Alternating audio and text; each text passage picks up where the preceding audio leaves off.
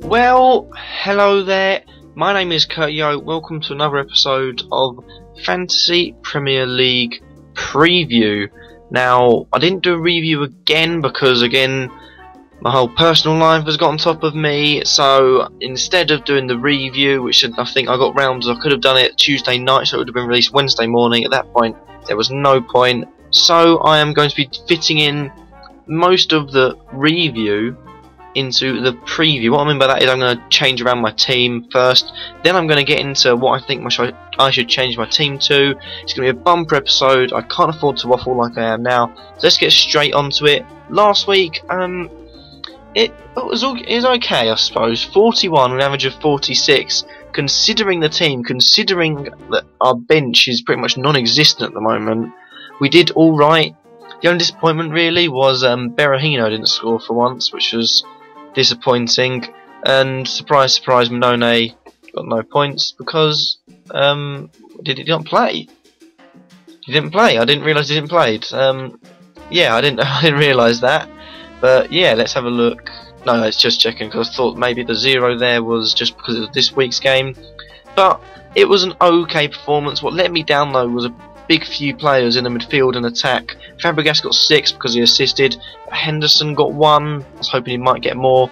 Di Maria got 2. Sigurdsson got 2. Berahino got 2. And effectively, Diego Costa got 2 as well. Again, my defence was strong, and I'm hoping that my defence again can take me through that. The results, quite a few surprises. Newcastle winning was a surprise. I think Chelsea nearly dropping points against QPR was a surprise. I'd say the Man City result was a surprise because the last couple of results I expected to be like 5-6-0 to City. But moving swiftly on to our transfers, I want to do it quickly, which I never seem to do, but I feel like I need to change something. I need to change something quick, especially around the midfield, because I feel like Henderson is doing nothing, and I feel like I need an extra midfielder just because Silva is out at the moment. My strikers, when they play well, Jukovic is just there. Berahino does what he can, scores goals occasionally, quite oftenly, but only 1, so you get that odd points on, I say odd, the even amount of like decent points coming. Diego Costa, fine player in fine form, bit off the boil without that game because he come back from an injury, but I'm hoping he'll score goals again. Defence is strong, it's the midfield that I'm worried about, really, to be honest, and I'm veering towards Chadley because he is playing well, I have to admit. Although the points don't suggest it recently, he is starting to pick up some form, and I regret to say that I got it wrong with him.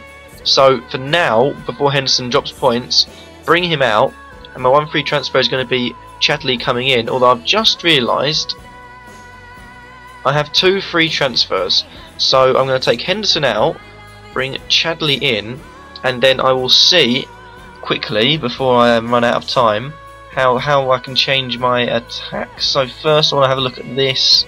Vardy's there. He will play, I suppose.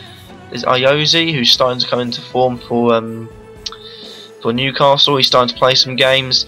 There's no real players there that I think will jump out and get constant points. I think Kane's one that can, if he's given the chance, and if he's given the chance he will. But at the moment I'm just going to keep that there. Quickly though, before I've got to say, I've got to stop waffling and looking at things. We've got to move on to goalkeepers. Let's have a look at, see if we can maybe move out McGregor. Well, that's 4.5 million. And Forster is looking very good at the moment. Had a good game against Leicester.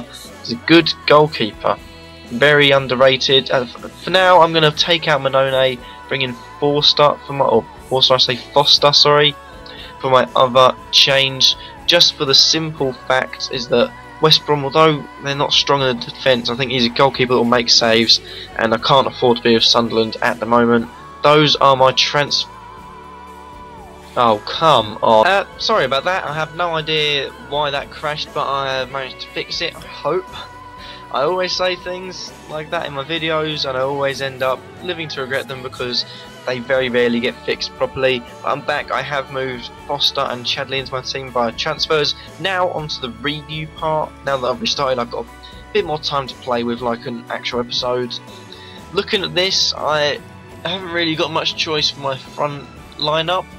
but I can maybe look at the fact that there are a few big games out there for different teams for different reasons. I think one of them, Liverpool-Chelsea, big game. Chelsea will want to continue their run, and I would say get a title contender out of the way, send someone closer towards the relegation zone, I'd put.